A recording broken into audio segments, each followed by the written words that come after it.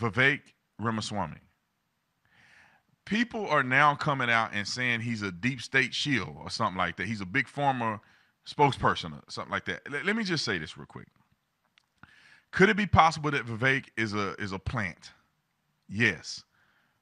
It's possible, but it's not plausible, if that makes sense. Anything is possible, but is it plausible that he would go through all of these measures? The things that he say, what he represents is counterintuitive to Big Pharma. It actually is. And the man could have had opinions about certain things years ago and changed his mind. And now he's out, and because he's gaining momentum, it seems like all of these attacks are coming out against him.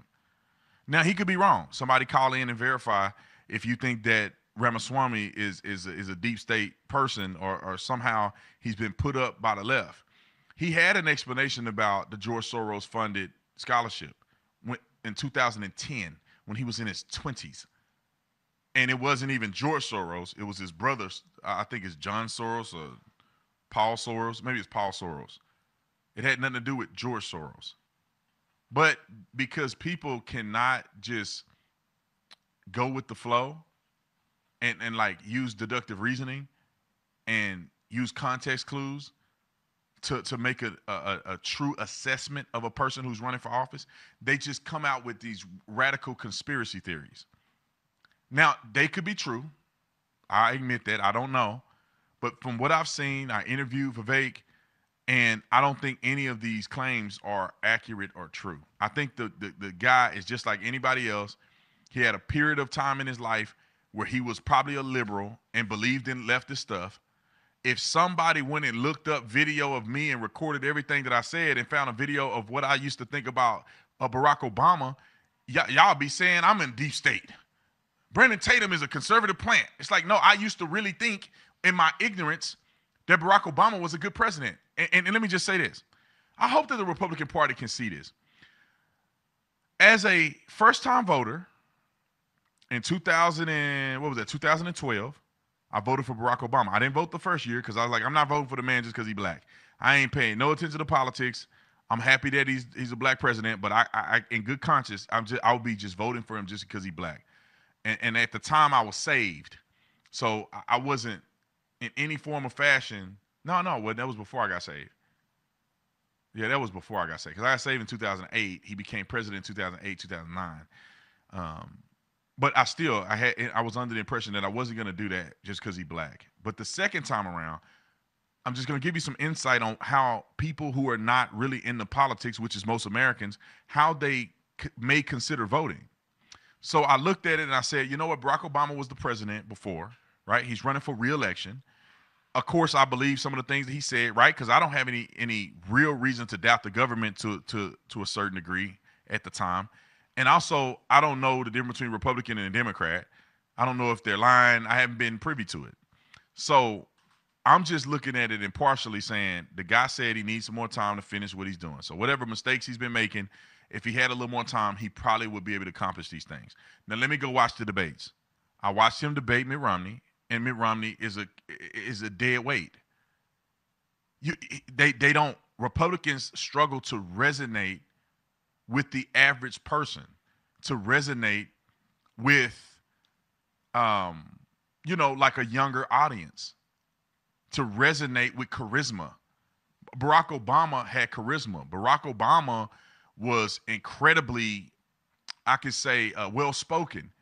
He actually invoked what we believe would have been a good future and path moving forward, the next generation of leaders.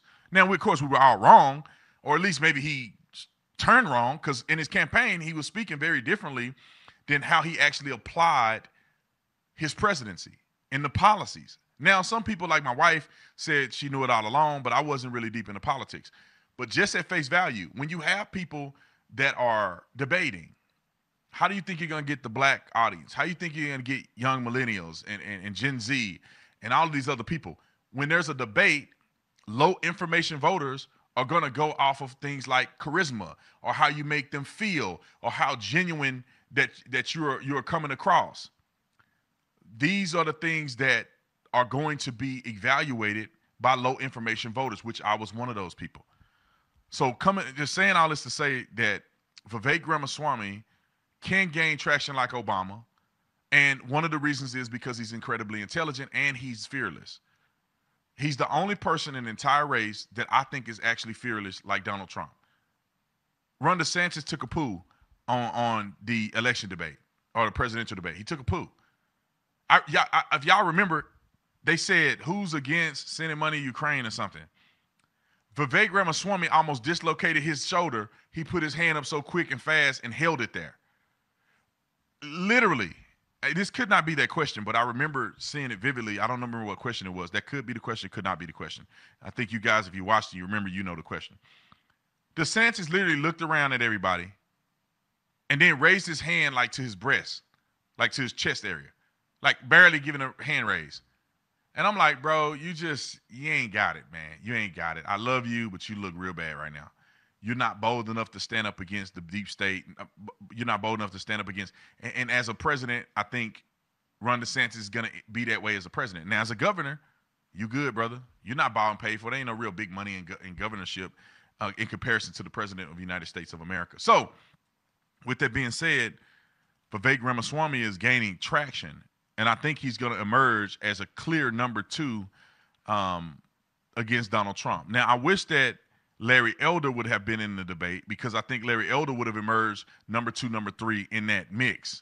Because I think he would have said some incredible things that night. And he is unafraid to tell the truth as well.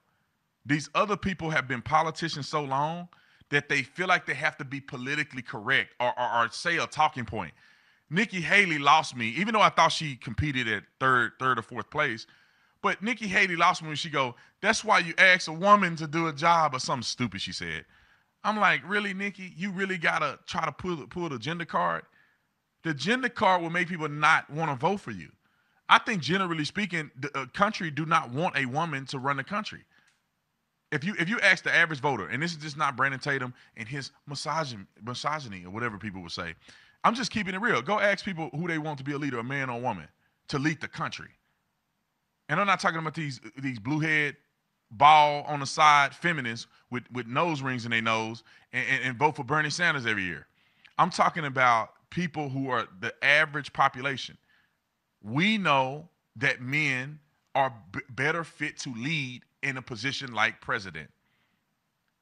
And some of y'all don't want to have a conversation with me. You may get mad at me, but I'm being honest.